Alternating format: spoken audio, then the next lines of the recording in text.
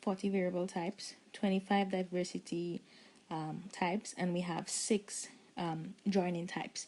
So what happens? Firstly, the first thing that happens is that one out of the 25 diversity region and out of the 6 joining region, one of the D and J come together like this.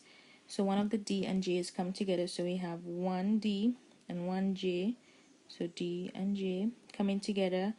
And obviously we have mu, delta, gamma, epsilon, and alpha, which we haven't chosen yet. Still here. One of the D's and J's come together to form what is known as DJ recombination. So this is DJ recombination. Okay, but we still have our V, which we still have 40 V's, but here we have one D and one J. So this is the first thing that after that one D and one J comes together, we need to choose one variable region. So we need to choose one out of the 40 variable regions. So what happens is that we have one variable region, one D region, and one G region. So we have 1, 1, 1. That's V, D, and J. And this is what we call as VDJ recombination. And this second step is done by RAG1 and RAG2 enzymes. Okay, so now that we've had our VDJ recombination, we now need to select one of our constant regions. Okay.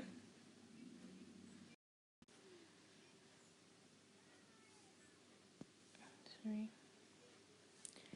We now need to select one of our constant region. Either it could be mu, delta, gamma, epsilon, or alpha. So we now need to select one of these. So let's say that this time we selected a gamma.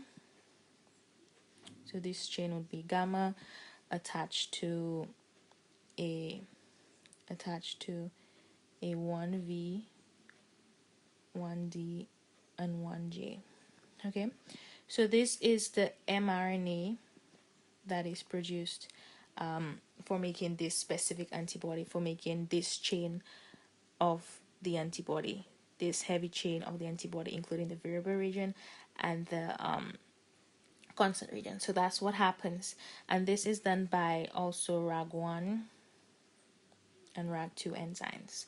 Okay, so after this this mRNA is made, which has the gene codings for the variable, the one diversity region, and the one joining region that was randomly selected joins to a one of the 5 constant regions.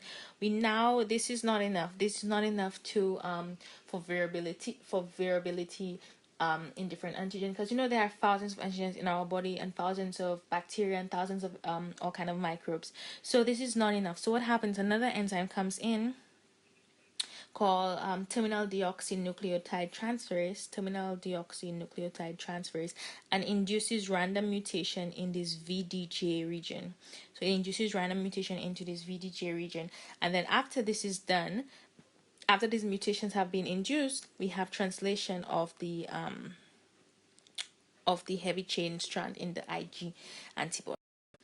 Okay, so this was what happens for the heavy chain. So what happens in the light chain? In the light chain, a similar process happens. But we don't have the 5 constant region. We only have 2 constant region called kappa and delta.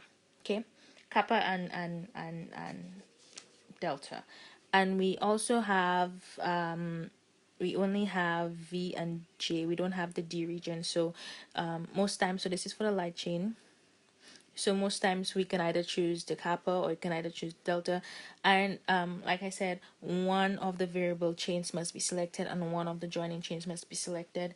And so yeah, so this has been JVP recombination, or why am I keep saying JVP?